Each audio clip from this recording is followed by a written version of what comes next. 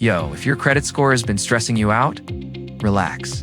You're not alone. Most people sitting at a 580 to 620 score are UNT, bad with money. They just never learned how the system works. And let's be real, the system is kind of built to confuse you. But today, I'm breaking it all down the way it should have been taught from day one. Straight facts, no sugarcoating, and everything is completely legal. By the end of this video, ULL have a real 90-day plan to boost your score from 600 to 750 without doing anything shady. So stick around, you won't want to miss this. All right, Chapter 1. Why you restuck at 600. Let us get this out of the way first. Low score doesn't mean you're irresponsible. It usually boils down to a few key factors that a lot of people overlook. First up, high credit utilization. This is the big one. It's the percentage of your available credit that you're using.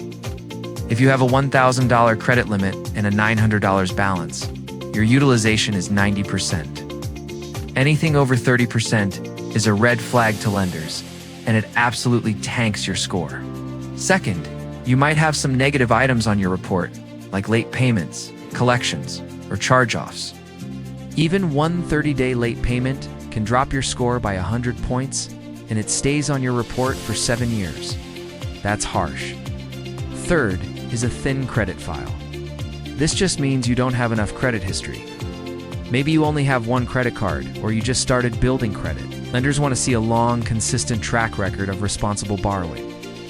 And finally, a lack of credit mix. Lenders like to see that you can handle different types of debt, like credit cards, which are revolving credit, and installment loans, like a car loan or a personal loan. If all you have are credit cards, it might be holding your score back. So, it's not you, it's the formula. And now that we know the formula, we can make it work for us. Chapter 2, the 90-day blueprint. This is the actionable part. So grab a pen or open up your notes app. We're going to fix this, step by step. Week 1 is the cleanup phase. Your first mission is to get copies of your credit reports from all 3 major bureaus, Experian, and TransUnion. You can do this for free at annualcreditreport.com. Don't use other sites that try to sell you a subscription. This is your legal right. Once you have your reports, go through them with a fine-tooth comb. Look for anything that doesn't look right.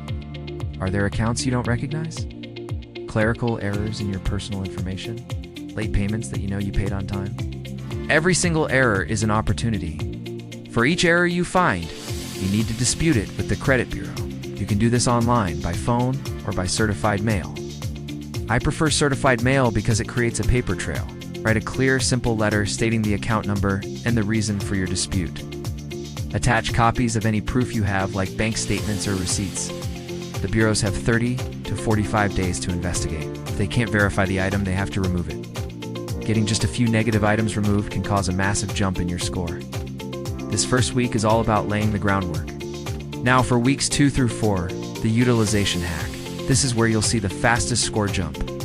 Remember how we talked about high utilization killing your score? We're going to fix that. The goal is to get your total credit card utilization below 30%. Ideally, you want to get it below 10% for the maximum boost.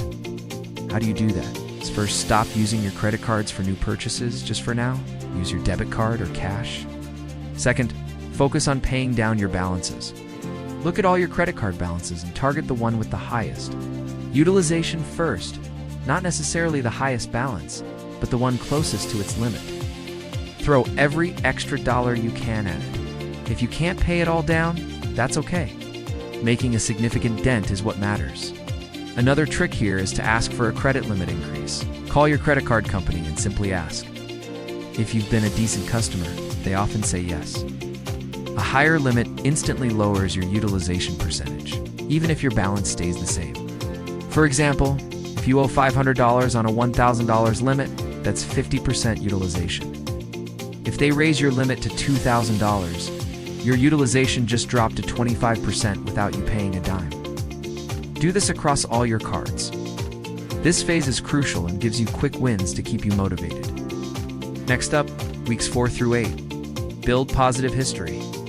Now that we've cleaned up your report and tackled utilization, it's time to build a track record of good behavior. Lenders want to see consistent on-time payments. This is non-negotiable. Set up automatic payments for at least the minimum amount due on all your accounts. This way, you will never have a late payment again, ever. But we can do more.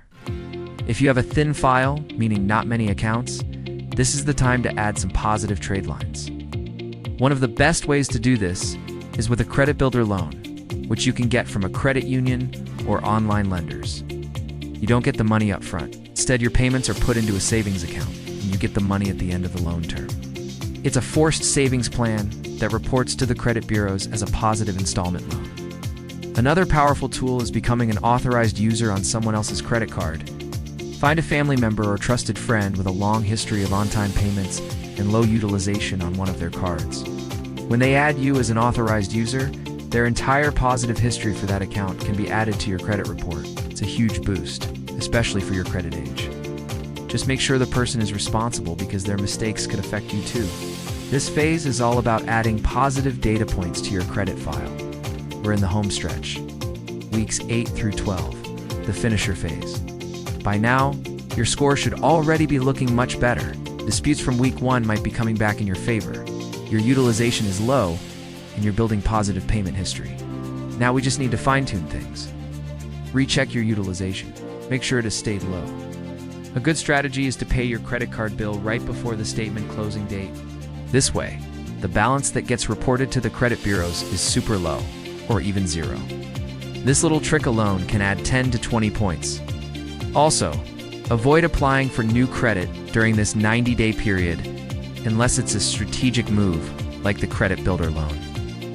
Every application for new credit results in a hard inquiry, which can temporarily dip your score by a few points. We want to avoid any unnecessary dips right now. Continue monitoring your credit reports for any new errors or the results of your disputes. This is an ongoing process. Think of it like a health checkup. The goal of this final phase is to maintain the good habits you've built and polish your report until it shines. Finally, Chapter 3, the mindset people forget. This part is just as important as the steps we just covered. Fixing your credit is not just a numbers game, it's a mental game. You have to shift your perspective from feeling like a victim of the system to being the person in control of your financial future. It's easy to get discouraged, especially if a dispute gets denied or your score doesn't jump as fast as you'd like. But consistency is everything. You didn't get a 600 score overnight, and you won't get an 800 score overnight either. But with this 90-day plan, you are taking massive, focused action. Celebrate the small wins.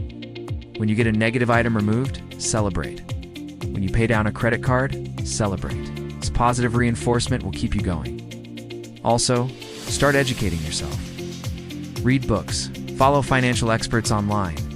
Understand how money really works. The more you know, the less intimidating it all becomes. You're building a lifelong skill, not just a temporary fix. Remember, your credit score does not define your worth as a person. It's just a tool. And you are now learning how to master that tool to build the life you want. So, that's the blueprint. It's not magic. It's a proven strategy. It takes discipline and effort, but it's absolutely achievable. You now have a clear 90-day plan to take your score from the 600s to the 750s and beyond. This can literally change your life, opening doors to better interest rates on cars and homes, and giving you financial peace of mind. You've got this. Take it 1 week at a time, follow the steps, and watch your score climb. If this video helped you out, do me a huge favor and hit that like button and subscribe for more no-nonsense financial advice. Let me know in the comments what your credit score goal is.